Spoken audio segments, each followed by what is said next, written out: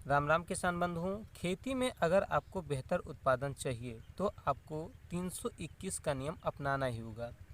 जो किसान खेती के बारे में बहुत कुछ नहीं जानते हैं वो भी 321 का नियम अपनाते हैं, और वो ये भी नहीं जानते हैं कि हम 321 का जो नियम है उसे अपना रहे हैं। तो हम आज इसे क्लियर कर देते हैं कि 321 का नियम है क्या और कैसे इससे बेहतर उत्पादन मिलता है। ये वैज्ञानिक रूप से प्रूफ है कि अगर आप 321 का नियम अपनाते हैं तो खेती में आपको बेहतर उत्पादन देखने के लिए मिलेगा। 321 के नियम को ही हम एनपीके रेशियो भी कह सकते हैं। जैसे 321 है यानी 3 2 1 है, ऐसे एनपीके है, इस क्रम में आपको इसे फिट कर देना है। अब 321 का नियम कहता है यूरिया की जो मात्रा आपको पूरे फसल चक्र में देनी है उसे आप सबसे पहले ध्यान में रखिए कि कितनी हमें देनी है। उसका आधा, यानी 3 से 1 नीचे जाओगे तो 2, तो उसका आधा जो है आपको पी रखना है। यानी पी का मतलब हो गया फास्फेट या फास्फोरस आप समझ लीजिए। तो ऐसे में डीएपी ज़्यादातर किसान प्रयोग करते हैं, तो इसमें हमें पी की मात्रा जो है वो 46% मिलती है, तो इसे हम आधा रखेंगे। ठीक है, यानी कि अगर हम 1 एकड़ में 100 किलोग्राम यूरिया प्रयोग करने वाले थे तो वहाँ पर हम 50 किलोग्राम डीएपी का प्रयोग करेंगे। अब आगे बढ़ें तो हमारा आता है के को और भी आधा रखना है, टीएपी के भी आधा रखना है। ऐसा हम कह सकते हैं कि जो डीएपी है उसका भी हमें आधा पोटेशियम यानी कि के को रखना है। अब 50 किलो जहां हम डीएपी प्रयोग किए हैं वहां पर हमें सिर्फ 25 किलोग्राम पोटास का, जो म्यूरेट ऑफ पोटास 60% में आता है, उसका हमें प्रयोग करने की ज़रूरत है, तब हमें बेहतर उत्पादन देखने के लिए मिलेगा।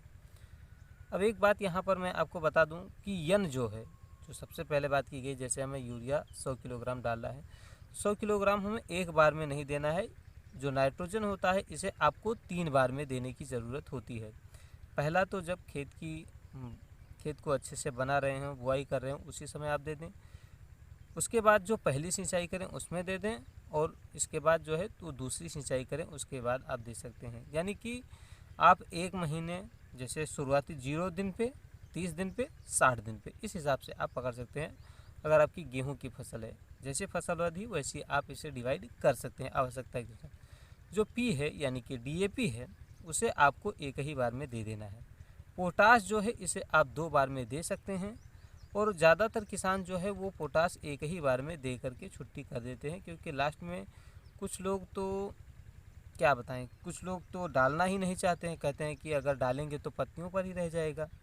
फिर दूसरी बात जो है, दूसरी बार सिंचाई करने में भी कुछ लोगों को दूसरी सिंचाई ही नहीं करनी होती है, तो ऐसे में वह डालने से बचते हैं और पहली बार में ही इसे डाल देते हैं। अब आप इस बात को ध्यान दीजिएगा, जो 321 का नियम नहीं जानता था या इस नियम के बारे में नहीं जानता था, वो भी इस नियम को कहीं ना कहीं पालन कर रहा होगा। जो किसान खेती के बारे में अपने पूर्वजों से ही सीख करके आया है वो भी इस नियम का पालन करता ही आपको दिखा मिलेगा, क्योंकि ये वैज्ञानिक रूप से प्रूफ है कि अगर आप इस तरीके का यानी एनपीके रेशियो या फिर 321 के नियम का पालन करते हैं तो आपको बहुत ही बेहतरीन उत्पादन देखने के लिए मिलेगा। तो आप 321 के नियम को ज़रूर अपनाइएगा। और वैसे आपको मैं बता दूं कि जिस प्रजाति का उत्पादन ज़्यादा होता है उसमें आपको ज़्यादा उर्वरक देने की आवश्यकता पड़ सकती है, तो उससे आप दे सकते हैं। लेकिन आपको खेती की अगर जैसे पोषक तत्वों देने की बेसिक जानकारी भी नहीं है तो आप इस 321 का नियम का पालन करके बेहतरीन उत्पादन ले सकते हैं। ऐसी ही जानकारियाँ हम आपके लिए बराबर लेकर के आते हैं। अगर आपने अभी तक हमारे चैनल को सब्सक्राइब नहीं किया है तो मेरे मोटिवेशन और अपने नोटिफिकेशन के लिए चैनल को सब्सक्राइब करके बेल आइकन पर प्रेस जरूर कर लीजिएगा। मिलते हैं अगली वीडियो में। जय हिंद, राम राम।